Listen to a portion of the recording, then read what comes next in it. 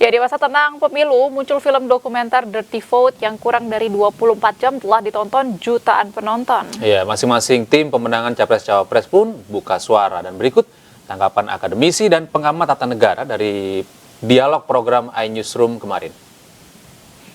Kan sebuah cermin dalam kehidupan sebuah negara demokrasi seperti Indonesia.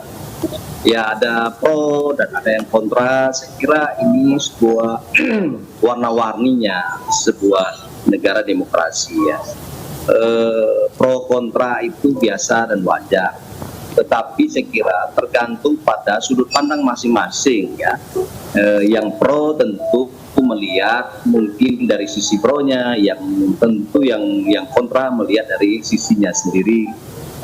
Dari aspek mungkin kepentingannya tidak terpenuhi seleranya, melihat bahwa ini ada unsur fitnah, ada unsur ya kampanye terselubung dan sebagainya. Tapi yang pro juga melihat ini fakta. Nah, terlepas dari pro dan kontra, saya kira yang paling esensi dari film ini ada pesan yang mau disampaikan oleh para, katakanlah teman-teman ahli hukum tata negara, melihat bahwa ada indikasi pemilu di tahun 2024 ini penuh dengan potensi kecurangan dan bahkan melalui putusan MK, melalui putusan DKPP misalnya, semuanya telah membuktikan ada pelanggaran kode etik. Pelanggaran kode etik di MK misalnya sudah dijatuhkan kepada mantan ketua MK. Terus di level komisioner KPU tentu 7 komisioner itu juga telah terbukti melalui putusan DKPP ya pelanggaran kode etik. Semuanya berkaitan dengan persoalan Gibran. Nah, titik persoalannya adalah pencalonan Gibran. Saya kira yang dilakukan ya oleh film ini adalah upaya untuk menyatukan potongan-potongan fakta yang sebenarnya juga sudah bisa dilihat oleh publik dan bisa ditemukan oleh publik gitu ya.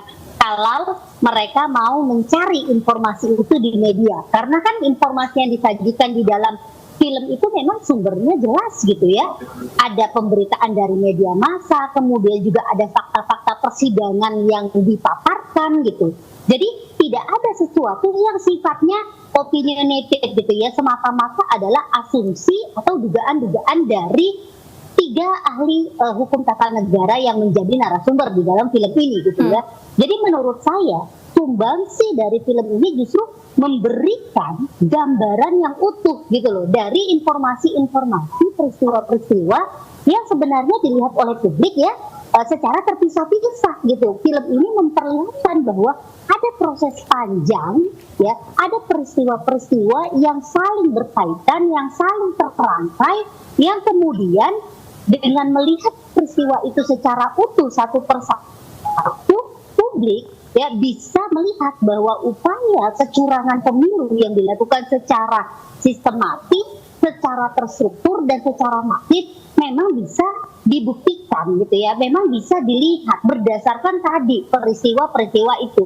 Nah, itulah yang sebenarnya menjadi tugas gitu ya dari akademisi. Akademisi ketika menganalisis sebuah peristiwa, dia bukan hanya sekedar melihat potongan-potongan peristiwa, tetapi melihat fenomena yang jauh lebih besar, fenomena yang jauh lebih substansial yang terjadi pada pemilu 2024 kali ini. Dan saya kira apa yang disampaikan di dalam film Dirty Vote gitu ya, kalaupun memang ada hal yang sifatnya asumtif, itu kan sebenarnya tinggal di counter saja gitu ya, informasi mana yang keliru misalnya yang disampaikan di dalam film itu. Nah, data itu yang harusnya disajikan gitu ya. Jadi kalau kita mau melihat apakah data ini sahih atau tidak, apakah ada counter data gitu ya, apakah ada counter argumen.